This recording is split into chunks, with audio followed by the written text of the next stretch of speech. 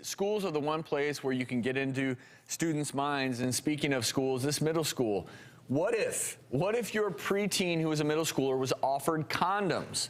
A San Francisco superintendent wants to allow public school nurses and social workers to give condoms to middle schoolers without any parents' permission.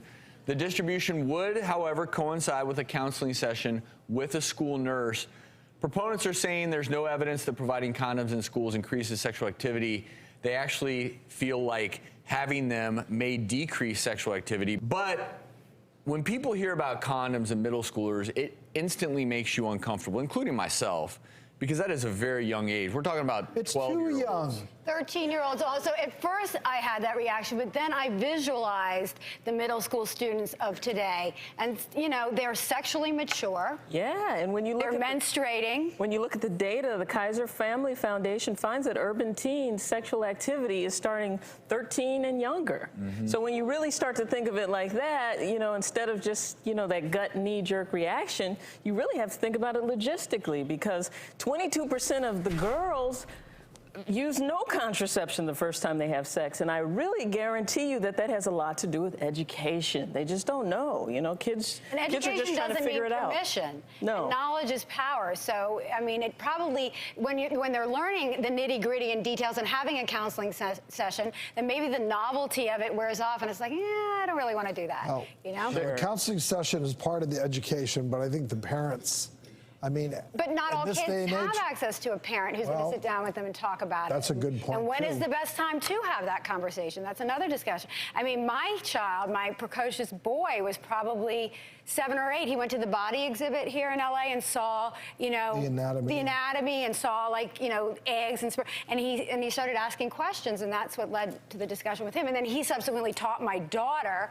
way too young. I will say that one, I think But it was all in the name of science, right? That's right. He wants to be a doctor.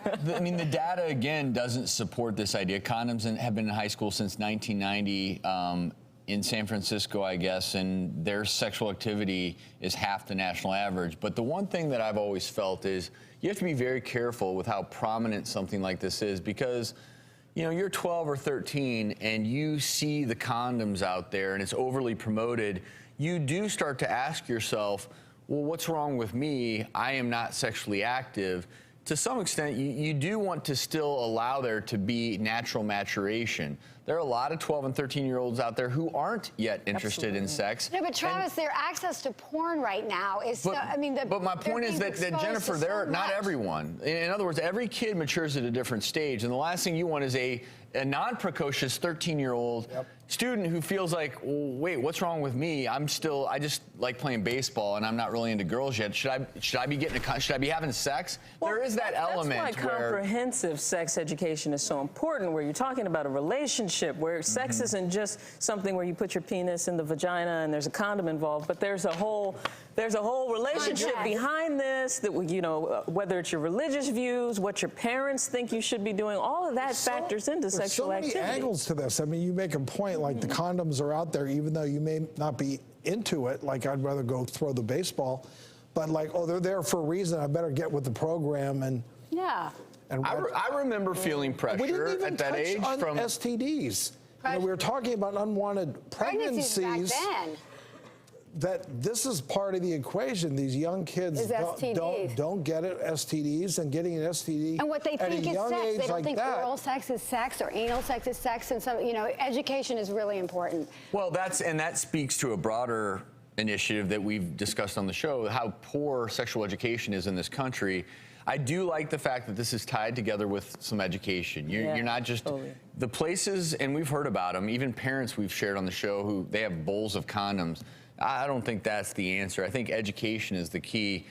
It is never too late, or never too early, I should say, to have a conversation with your child. I think that, yes, schools can offer that backdrop zone where the conversations can occur, but there's no better conversation than the one that you should have with your parents at the end of the day. Hopefully. As uncomfortable as it may be, it's an important one to have.